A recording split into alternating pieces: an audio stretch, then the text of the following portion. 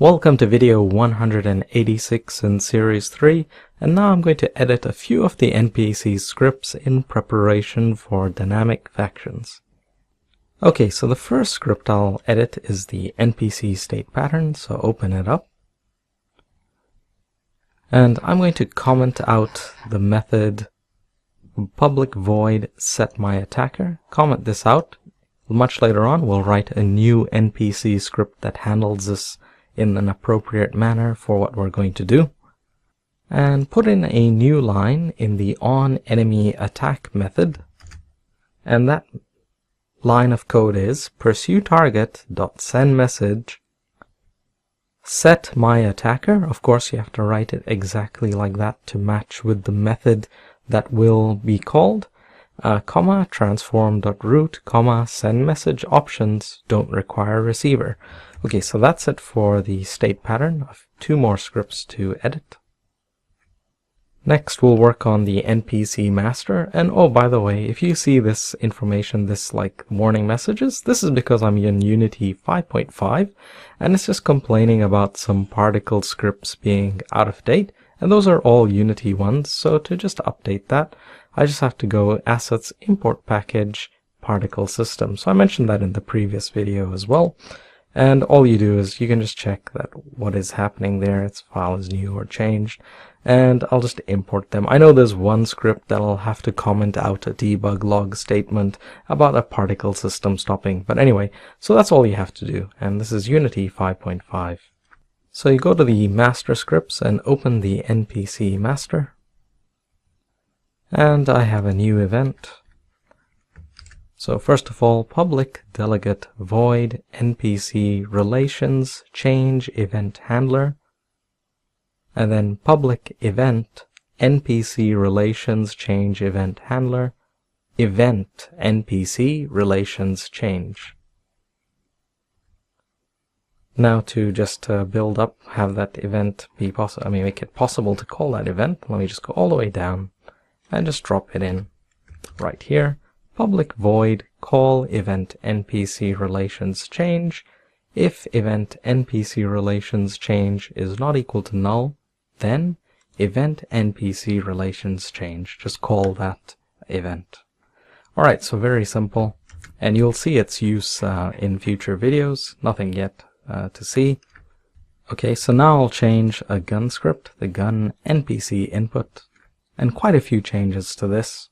First of all, two new variables, so that's private NPC master, private NPC state pattern, NPC state pattern, because I want the gun to be able to automatically receive what layers it should be able to damage. So if you recall, if you look at an NPC who has a weapon, like the assault rifle here, we had to actually say what the layers to damage were. So now I need that to be taken care of automatically.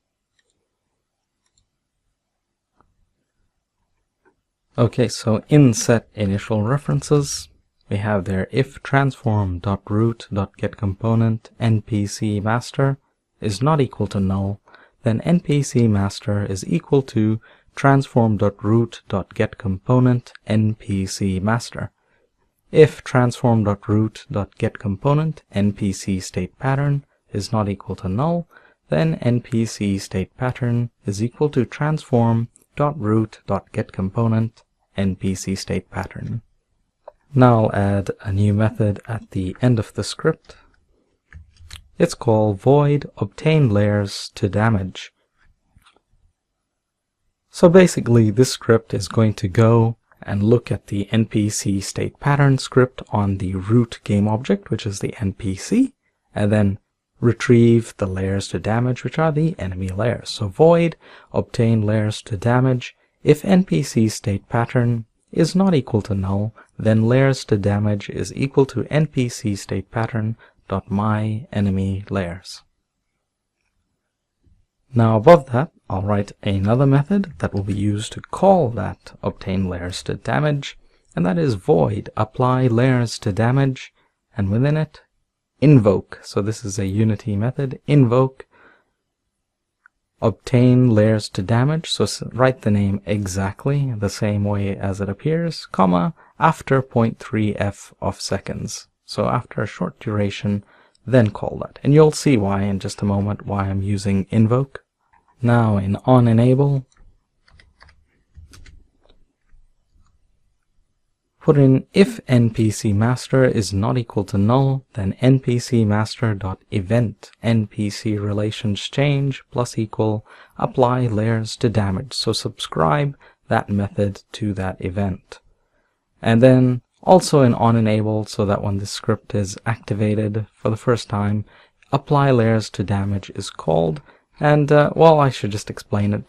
What will happen is that the invoke is called and the layers will be retrieved. Now there's a delay because it takes some time for the state pattern script itself to get populated with the necessary information. So you know, the enemy layers right here, there we go.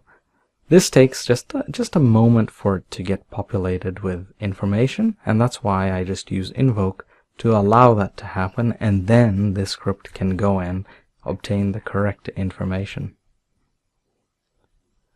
Okay, so in the onDisable method, if NPC master is not equal to null, then NPC master.event NPC relations change, unsubscribe, apply layers to damage. Easy. Alright, so save that, and that is that. It's done, and no further work required. So in fact, we'll be able to see it working straight away. So if you expand that and have a look at the layers there. So for example, the assault rifle on this max ranged ally, on our ally, you could set it to nothing and see that in fact it will do something. And there you go. You can see that after a moment, the weapon on the ranged ally was set to the enemy layers that are present on the state pattern script. But anyway, we're still a long way from having dynamic factions. We've only just set the groundwork so that it will actually work. But now we need to write new scripts, like for the game manager, to actually make that happen. Alright, so thanks for watching, and I'll see you later.